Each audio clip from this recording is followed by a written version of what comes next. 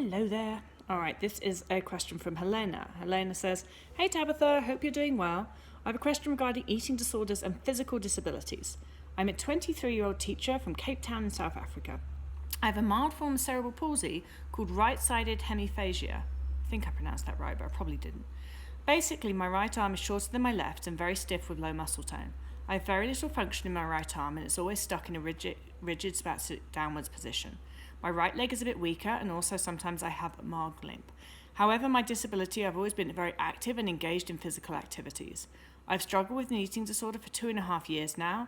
In the past 2 years, I helped now healthy but did not count calories. However, I always took, she quotes the amount of steps, I'm not going to say that, X amount of steps daily, although it's more of a compulsive. And by doing this, I maintained a healthy BMI for 2 years. Prior to that, she states she was a higher BMI. Still in the healthy range, I'm going to add. However, over the past few months of doing this, I got introduced to MyFitnessPal and started counting calories. My BMI went down. I increased my calories marginally in the last month and been able to maintain a almost healthy BMI throughout my constant compulsive exercise. I read a study that said physical disability is regarded as the same level of attraction as obesity. And I feel as if my duty to adhere to the current beauty standards, as my disability already makes me unattractive. Who says? Anyway, furthermore, I add that my current small and a bit fragile status goes well with my disability as I'm better treated and benefit more from the inspiration porn view of disability. Open brackets. I get more leeway and people are more accommodating towards me. Close brackets. I also got a good boyfriend and a good teaching position. Normally get a lot of discrimination towards my disability. I count calories, exercise compulsively, and am consumed with food thoughts. I know that I need to recover, but I don't want to see a psychologist because I hate talking about my feelings past my disability. The few times I went, I did not feel truly understood in the mentality of feeling physically disabled, and they are often not equipped to handle eating disorders in general. I also don't want to gain weight as I fear that I will lose the perks it has given me in regards to feeling conventionally beautiful, but still get this. Is my eating disorder justified in this regard? I feel a lot of the eating disorder recovery advocates don't take the aspect of physical disability and that resources addressing this concept are rare. Also, in my country, there are not very many eating disorder resources and only a few clinics, which are crazy expensive and only have room for a few select people. Our GPs and therapists are generally not trained in eating disorders and are not clued up about the concepts of extreme hunger, etc. Anyways, thank you for reading this. Even if you did not, it was therapeutic writing it down, Helena. So, you only actually asked one question in there. And that question was, is my eating disorder justified in the regard that you feel more accepted by beauty standards? And I think you're asking, because you have a disability, is this more justified than a person who doesn't have a disability? My answer to that is going to be no. I am never going to answer that an eating disorder is justified. I can't think of a single circumstance in which starving your body, not allowing it to have the resources that it needs, and not allowing it to optimize health as it needs to, could ever be justified. Now, I do not have a physical disability. I do not have that lived experience.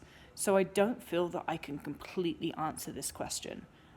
In terms, or at least I don't feel that I can completely answer the parts of the question that might be to do with how your eating disorder makes you feel better.